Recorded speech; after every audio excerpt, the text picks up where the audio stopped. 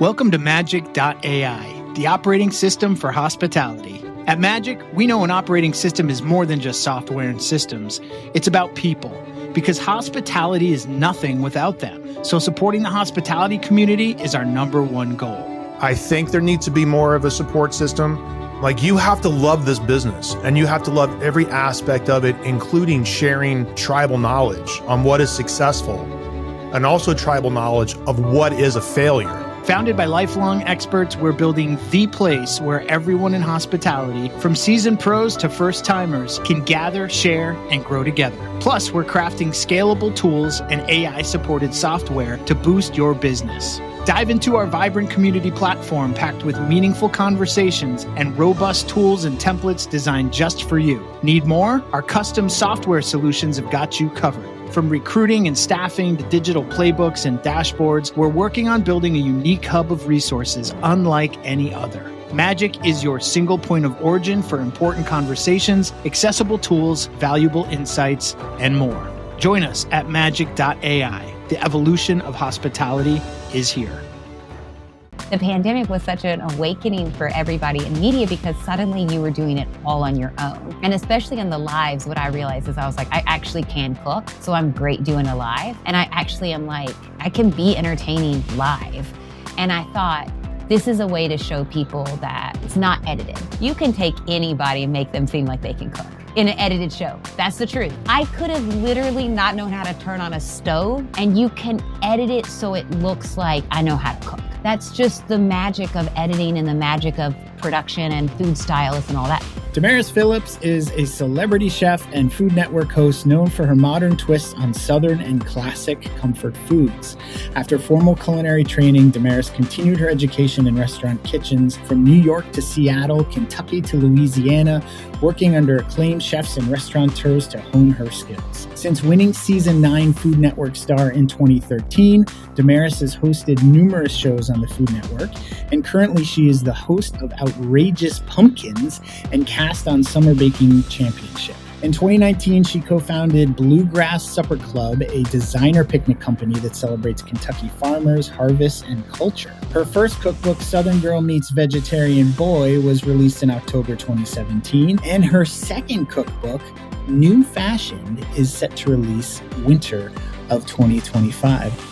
The most important marketing thing is you just have to do it. It's not going to go away. It makes us all uncomfortable. Nobody feels cool. Everybody's trying to figure it out. We all feel like big old dumb dummies. And you always meet a 28-year-old who you're like, oh my God, they actually got it together. But guess what? They don't. And there's an 18-year-old that's ready to take their job. We're all getting older. You have to learn to use the marketing.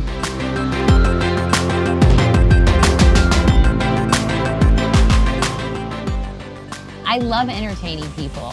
I love Outrageous Pumpkins is like a very strange food show because it's everything that they're using is food ingredients, but nothing that they're making you're going to eat. So they're using food to make art. And I love that because I don't have to be the judge. I don't actually like to eat food and judge it. It's like not something that I actually enjoy doing. It's not how I came up. Like we would eat food and you would be like, I'm so thankful to be eating. Never ever was I like, this egg is like just slightly over, like this. So shitty. I wonder if you're on the receiving side of it. Yeah. Imagine, I mean, ever so often now I see like little kids and I see them eating and they have a response to what they're eating. They have words like, I don't like this, which is mind boggling to me because that's not the way I was raised. Like, oh, we would have gotten in so much trouble to look at my mother who made dinner and say like, no, thank you. I don't like it. It would have just been like, so you were cooking, you've taught in a culinary school. Like, how did your job morph from being a cook and a chef into being a food media star? I did Food Network star. So I worked in restaurants from the time I graduated high school. Like, I was 18. I started in my first restaurant. It was a breakfast restaurant. It's like the busiest one in Louisville. And I worked in that place for years and I did kind of everything. I did front of the house and then I did some prepping in the back of the house. And the main thing I did in the back of the house was expo. Because for whatever reason, they would let like a 19-year-old expo at like seems like a lot of responsibility. It was insane. It would be like a 2.5-hour kitchen wait or 2.5-hour wait to be seated. And the kitchen would just be like slinging it. Just slinging it. Omelets and just as far as the eye can see. And they would be like, yeah, put Damaris on expo today. So I've just never 1,000 tickets in front of you. Unbelievable. So I did that and I started in coffee houses and bakeries.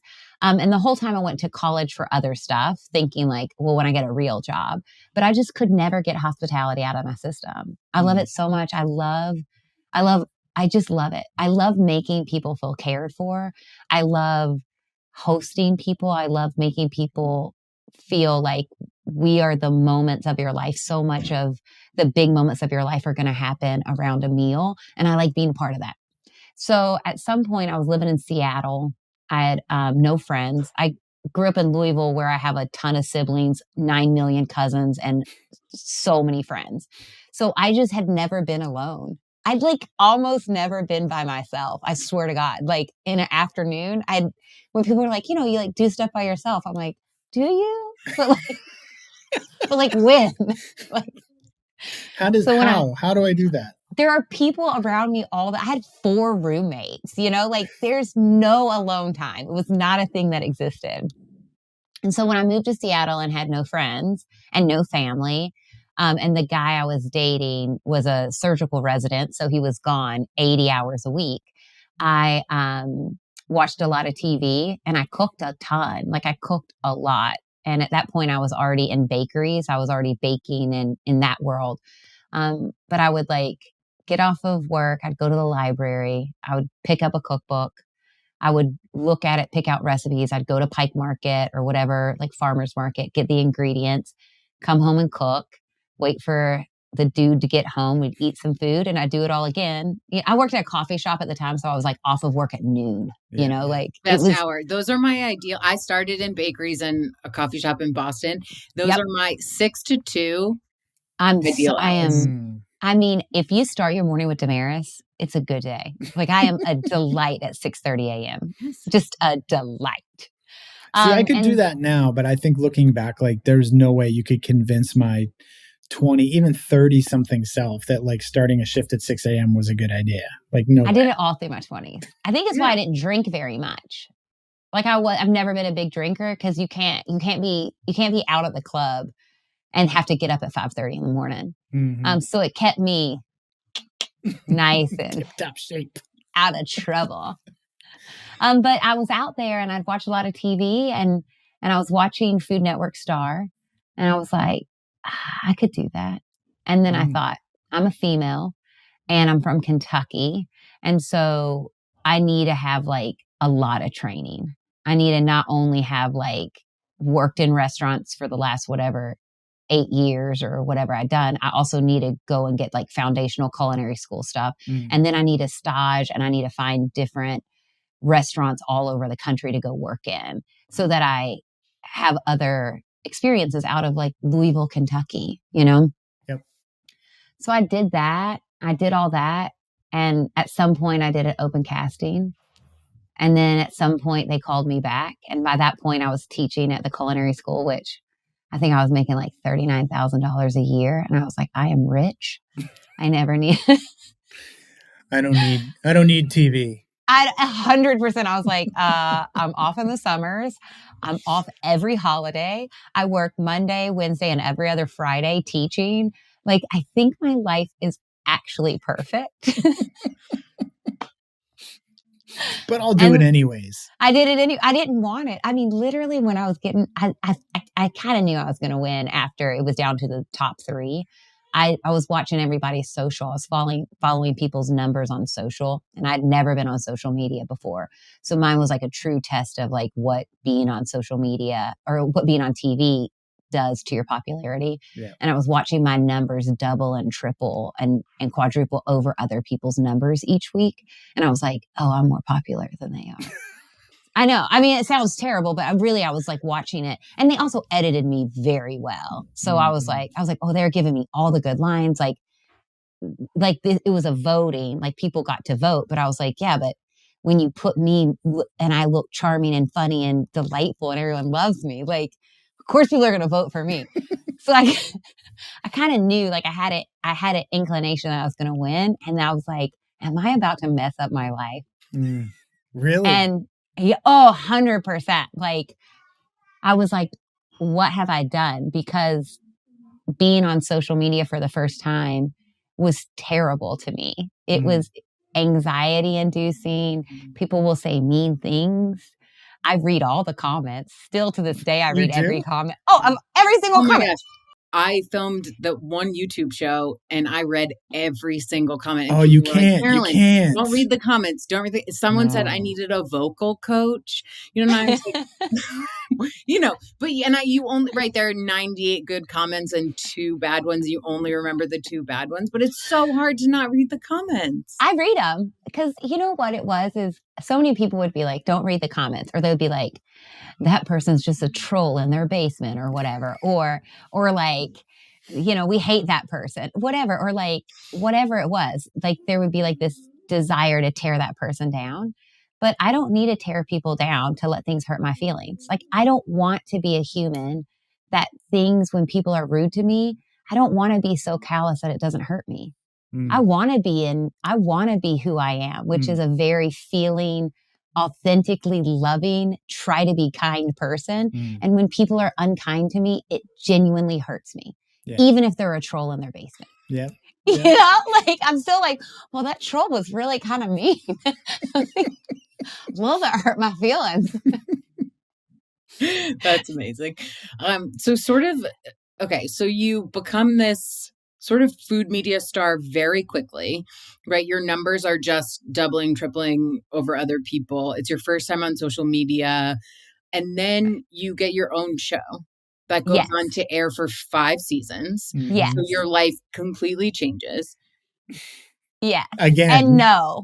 Yes and no, because I was still teaching for a lot of it. Like all the time when I did my first show, I still was teaching at the culinary school.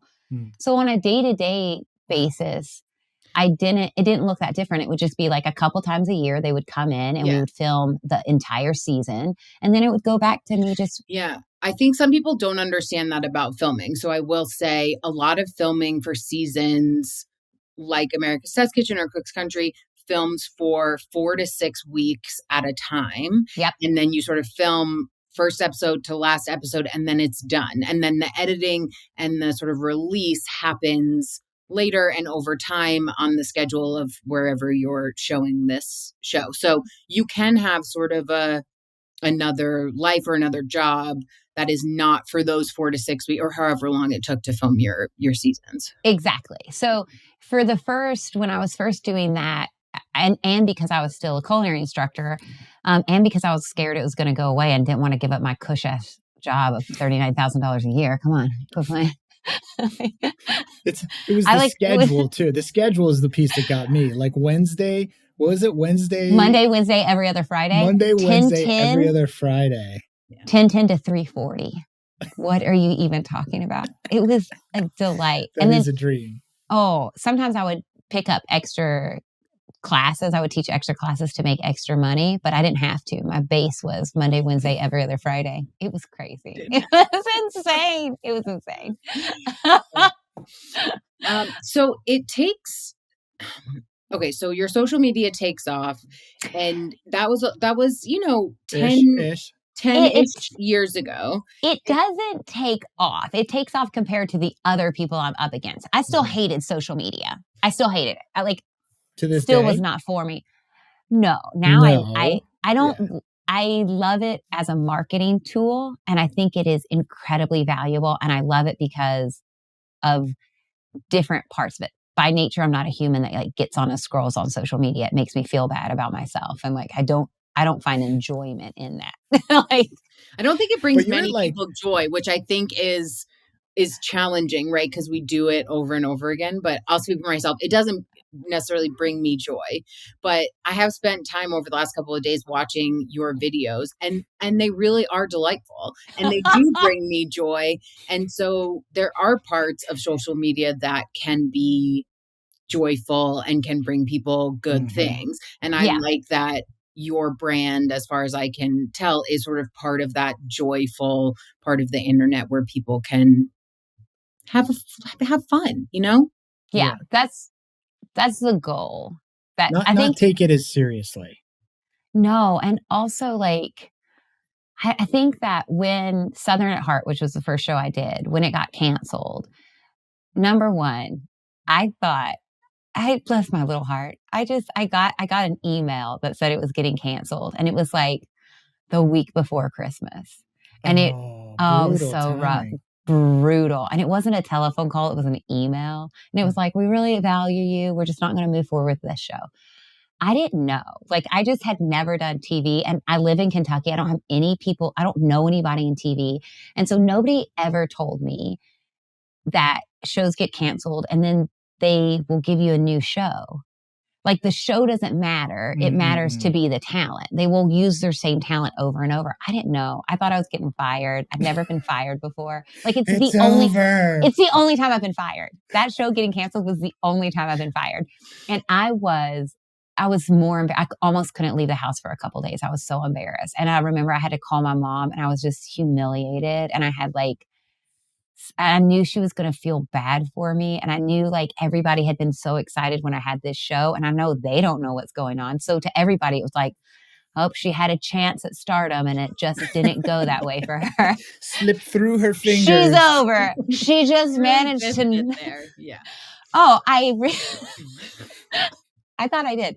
I didn't know. I didn't know that you just do other forms of TV. Yeah. But at that point, I realized I was hoping for the network to make me a star, and I hadn't been doing anything on my own.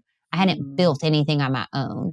And that's when I started doing social media. Like, I wanted to have control over the edit of me. Like, I wanted people to be able to see who I really am, not the like most digestible, most not like, how can we bland Damaris out so that she's like the most palatable for the most amount of people?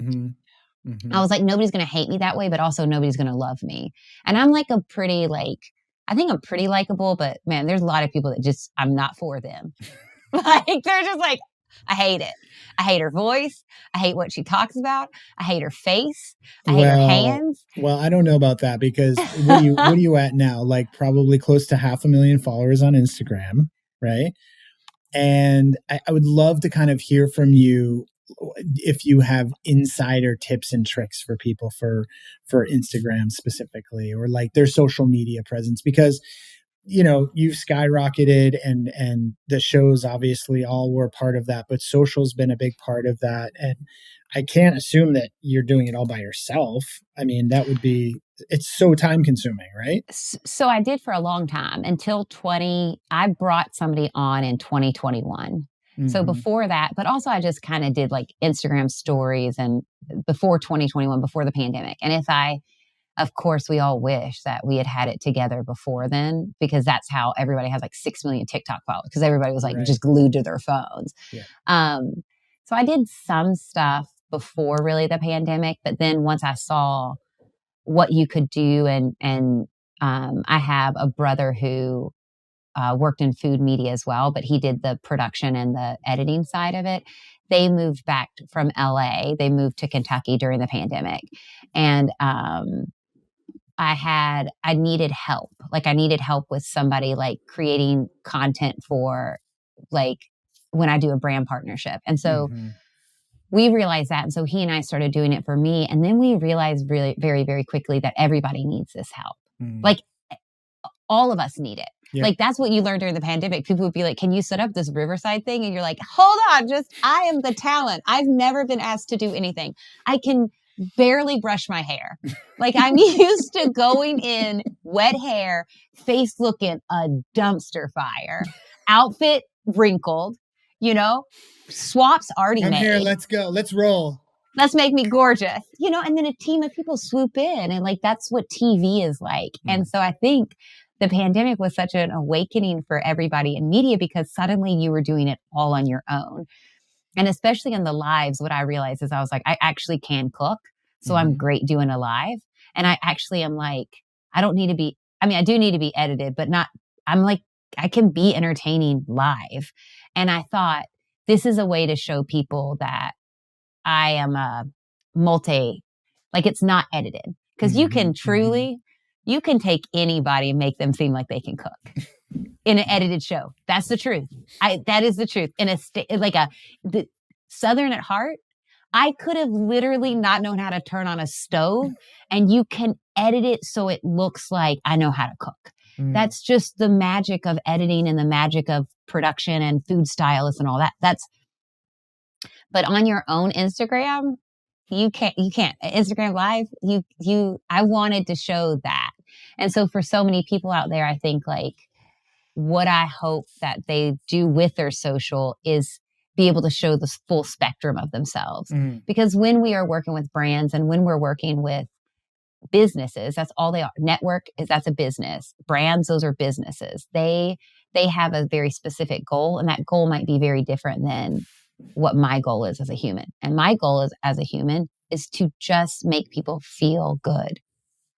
Like just make them feel good. Like I just want them to like watch my social and be like, that feels good. I want them to look at me finding garbage at thrift stores and think, maybe I should hit a thrift store.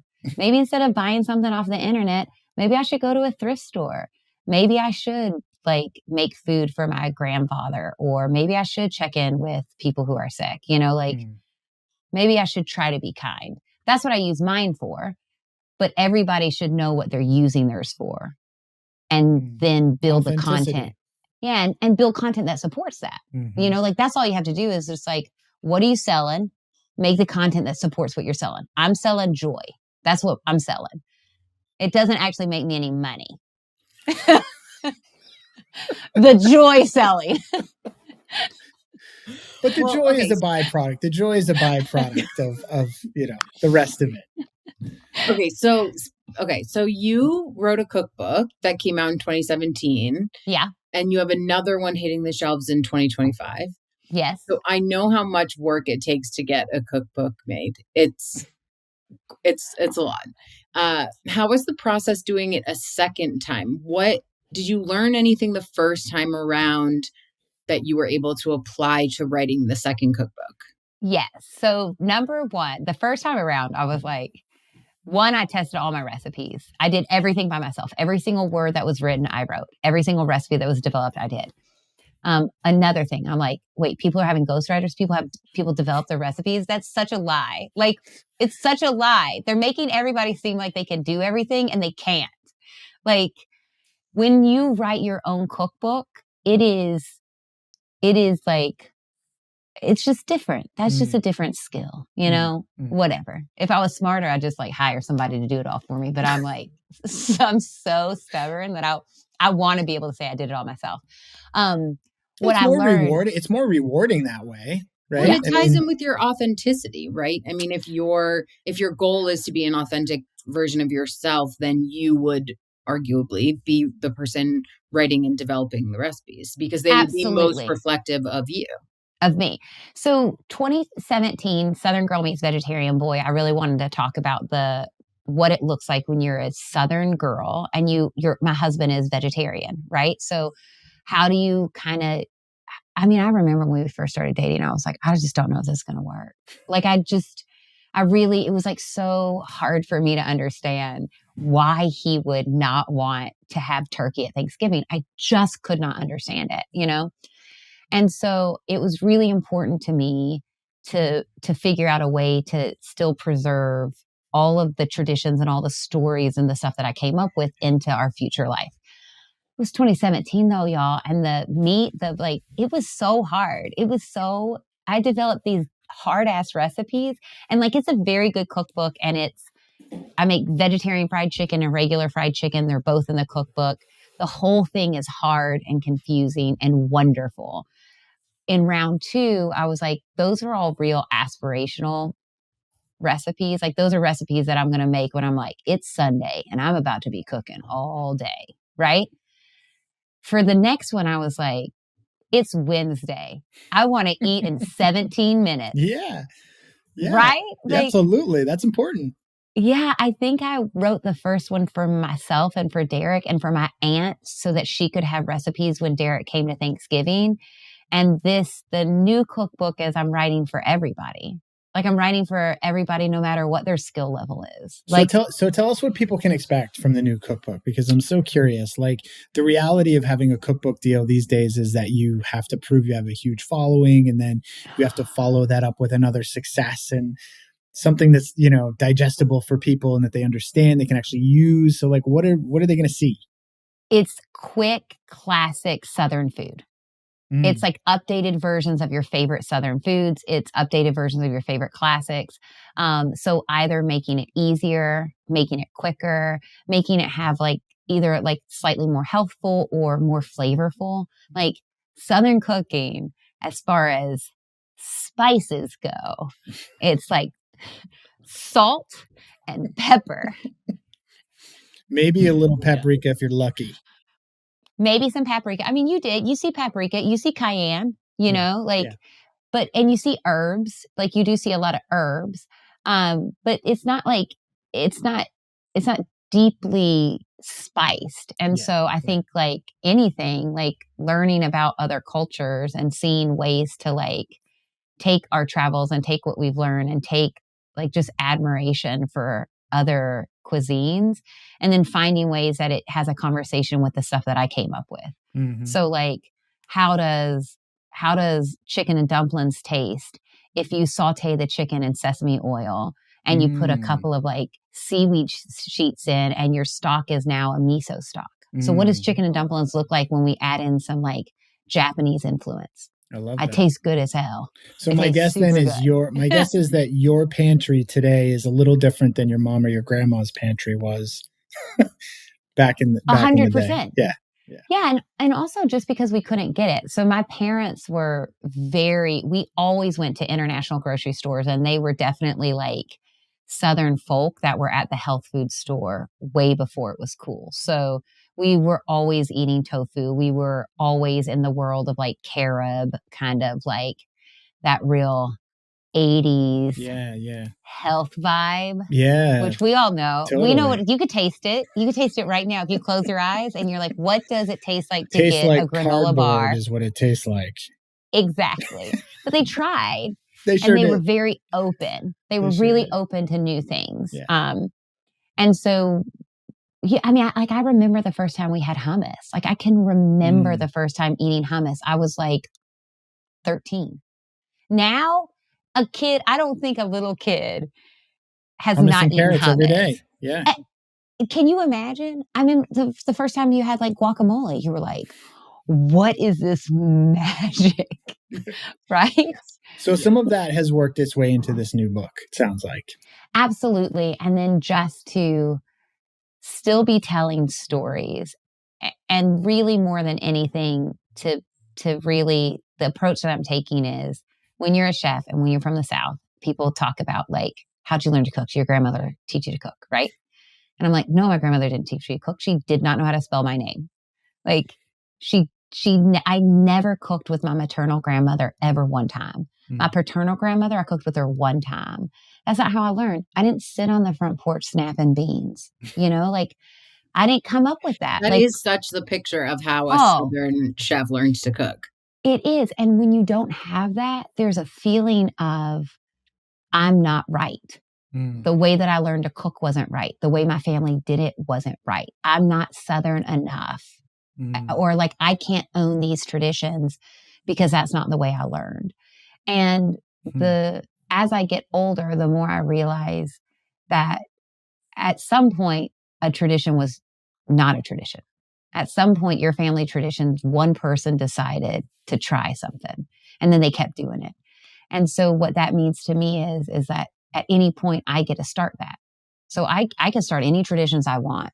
And like the yeast rolls that my grandmother made for Thanksgiving that my aunt makes, she didn't my grandmother didn't teach my aunt to make yeast rolls. She had so many kids. She was not teaching anybody. She was like, make these yeast rolls and out of my face.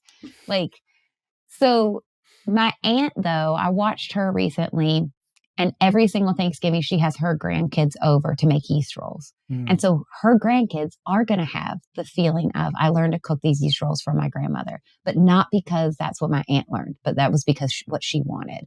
And so the cookbook is an invitation for people to, like, you don't have to come from this place, and you don't have to come from a history of traditions being centered in food, but you can choose that, and it can become a center and a foundation for your life at any point that you want it to. And that's what it's about. Like, that's what the cookbook is about. Like, who cares? And also, there's a lot of meatloaf recipes. Is mine the best? I don't know. Who cares? Who cares? What do you put in your Does it meatloaf? What do you taste put in your good? meatloaf? Give us a secret. I mean, there's a million meatloafs. I put some, like 900,000. Which one? My buffalo meatloaf, which is you're delicious. like, what do you use as like a binding agent? How about that? I do. So in the one in Southern Girl Meets Vegetarian Boy, it's couscous. Oh, nice. Interesting. I really like a dried pasta, so I would grind that. I mean, I like oatmeal. So in northern Kentucky and in Cincinnati, like southern Ohio, they have a thing called geta. Do you know what geta is? No. Yeah. Yeah, it's good. It's breakfast sausage that has like oatmeal into it. And so it becomes like, I mean, it's breakfast sausage, but it's stretched with oatmeal. And so it has this like real hardiness to it, but it's like a little lighter, but it still has like the oats somehow like soak up the fat. So don't worry, you're not losing any of the fat when you cook it. It's all in there. That's GOETTA, I believe, to our listeners. Yeah. Yeah, geta. Well, my mom puts cornflakes in her meatloaf, and I got to tell you, it's awesome. She like puts cornflakes in the food processor, grinds them up, folds it. It's so good. Adds a little bit of sweetness. I'm telling you, it's delicious. I'm a big cornflake in anything kind of person. I put it on my like baked fried chicken. Oh yeah, circa Make it look all 1991. Yeah. Love it. I like that. I'm going to try some meatloaf with, I'll try it with cornflakes in it. It's good. I like that. Yeah. It's good. All right. So aside from the cookbook and aside from being a Food Network star, yes, you started and run Bluegrass Supper Club Picnic and Catering. Can you tell us a little bit about what that is?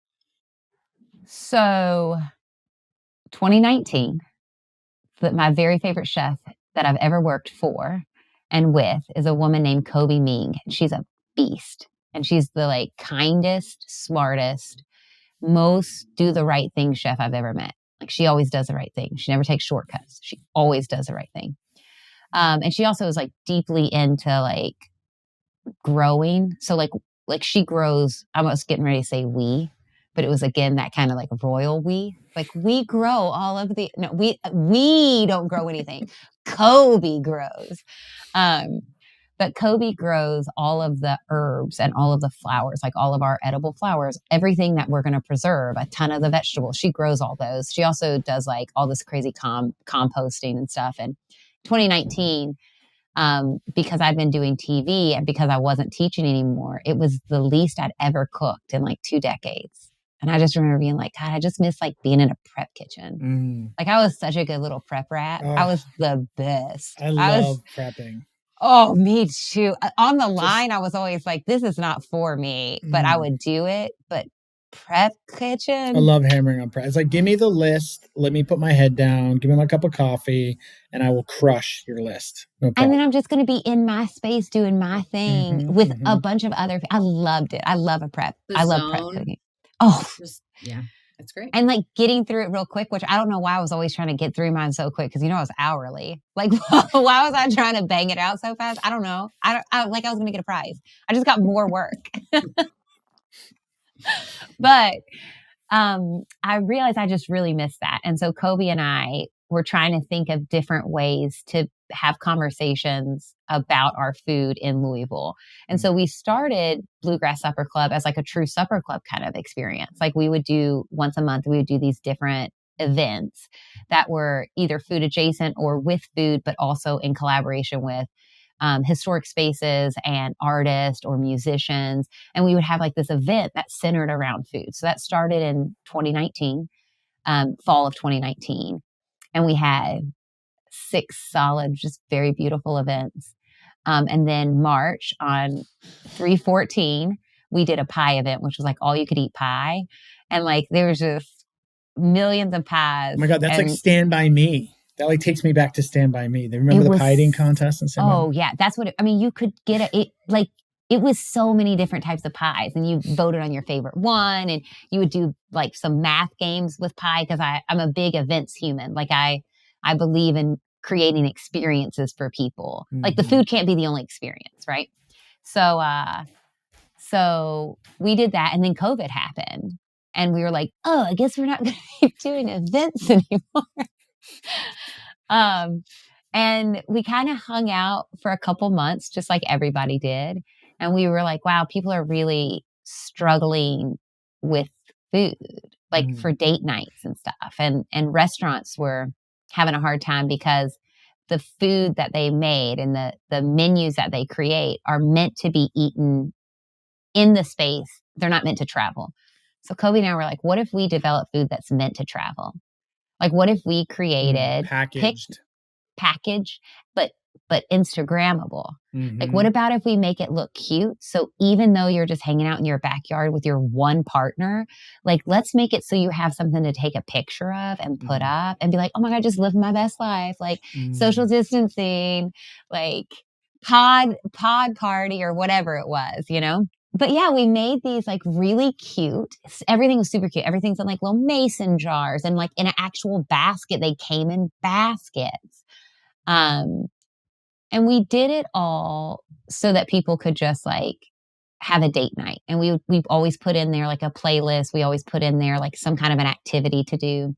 And it just never stopped. Like that was 5 years or 4 years ago. And like we just did our 4th year of our summertime picnics. They go great. We also at some point realized like we were already doing catering for the events, but we just like do catering. It's fine. We can say no oftentimes. Like everybody wants to have you have a restaurant. And I just, especially in Louisville, you got too much going on. And restaurants are crazy. People are just put your name on it. Like you just, I'm like, no, I'm way too A-type. I would be up in there. Like, that does not taste like I want it to taste. I don't like I want the food that people eat when they order it from Bluegrass Supper Club is food that I have made. It is 4 of us. There's not a big, huge staff. I like cooking. Like I wanted to cook with Kobe. I actually cook. I like it. I wanted to, I love it. I love the packaging. I love like putting it all together. I deliver them to people's cars. We make them come and get it. And we're in a like underserved community. So it was really, really important for us to make people of means come to our communities that are not represented well, that are not taken care of well. Mm. So our kitchen is in a like, it's not in the nicest neighborhood or whatever. But we make people come in just so you can be like, hey, like if they don't have garbage cans on the street corners, that's not the fault of the people in this neighborhood. That's the fault of our city. Mm. If there are potholes, it's not the fault of the people in this neighborhood. It's the fault of the city. And like, we need voices saying that, you know? So they come in and they get their, yeah, exactly. So they get rich ass picnics. Yeah. And then leave. But it's great. And then leave. And I bring them out to their car and they're like, oh my God, I didn't know you were going to be here. I'm like, yeah, I know. Also. You're like, that's the point. Yeah. I work here. Yeah. Who is the one person that you have hired that has transformed your business? My brother, Donnie. I mean, he absolutely does all the editing of all my videos. He also like does all of the recording. Like, Damaris Phillips is the best. Also, Kobe. I mean, I don't know if I've hired her though. She's my business partner, but she's absolutely transformed. If you are doing videos, you need to have somebody who's in charge of doing your videos. Mm-hmm, mm-hmm. Yeah, for sure. If you want to be sort of consistently putting out content. Yeah, like, and the only way to grow is to be consistent, unless you just are marvelous and you have like those things that hit. But there's a couple of those people who are like, they put out something every 3 weeks and every time it has 6 million views. Like, that person has sold their soul to the devil. They like made a pact. They no longer have a spirit, but they've got 6 million views putting out every 4.5 trade your weeks. soul for your views.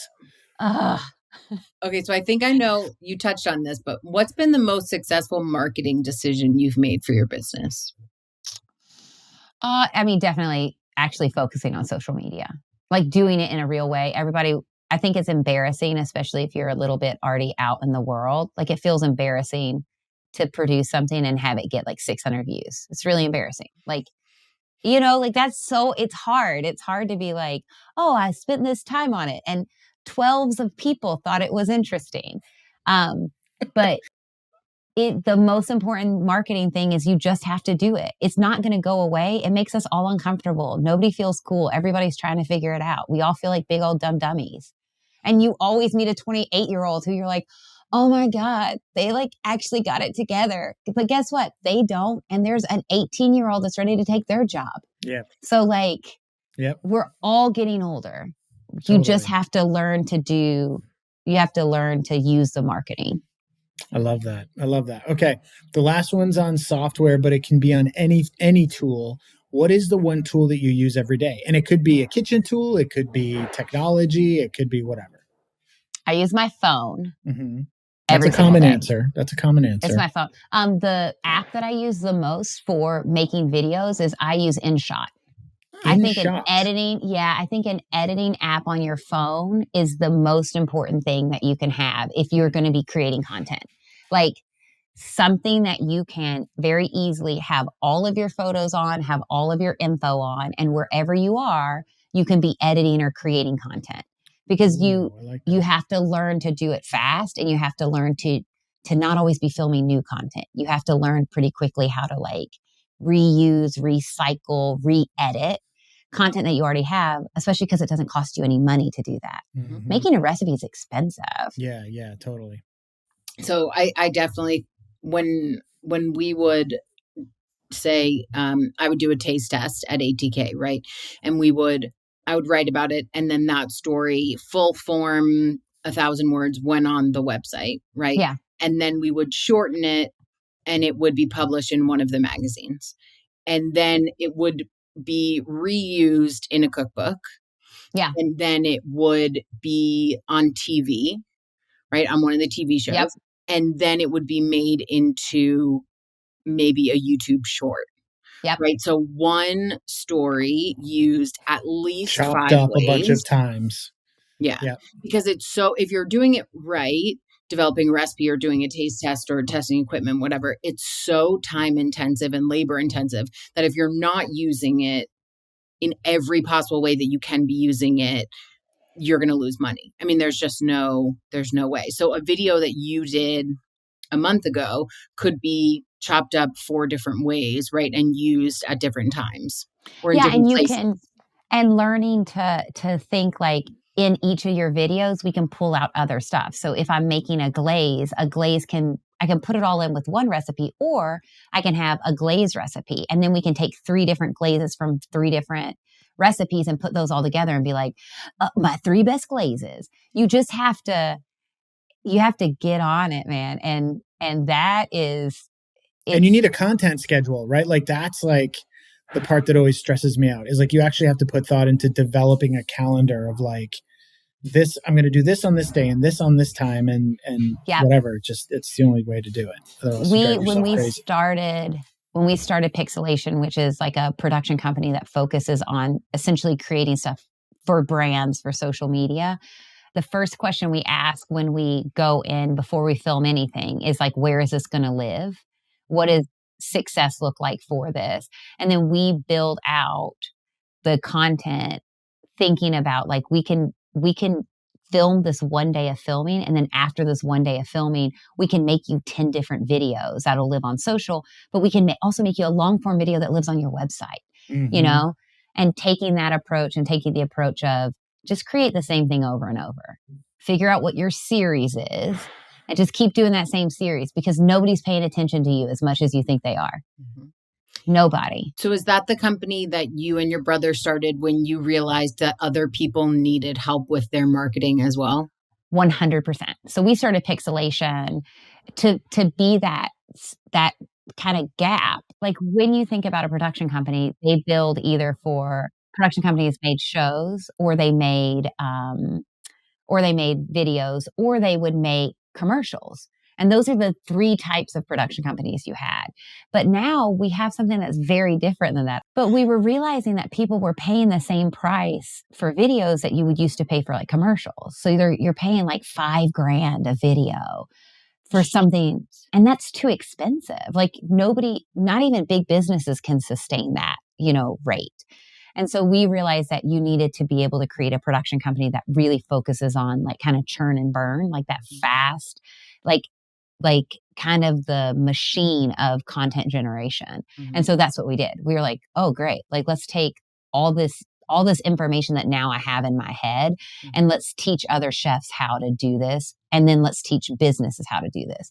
Because it's like the average restaurant owner, they don't know how to make videos. They don't know how to make something that's interesting. They don't know how to do social media. So they put up boring ass pictures of their menus. And they're like, I don't know. It just doesn't do anything for us. Yeah, of course. People have a choice. Why would they stop on the photo that you have? Like, nobody's stopping on that when they're scrolling. They're like, I don't care. You're selling something to me. Get out of here. So we were like, what about if we just made a production company that was just that? And now you're seeing it more and more. You're seeing more and more like production companies. It's smart though, because it was born out of your experience, right? So you're able to. Yeah. And you're finding more and more shows that are pulling, like actual shows that are being formed by pulling 6 short form content. So you're seeing shows that are being made, pulling things from my Instagram and somebody else's Instagram and somebody else's TikTok. And then they edit those all together. And that's becoming a show now. Right. And so to be able to be in that game, you have to know how to make content. And content. And when people are like, everything is content, I'm like, no, it's not. You can't just be putting up anything. Your people will let you know they did not come here for that.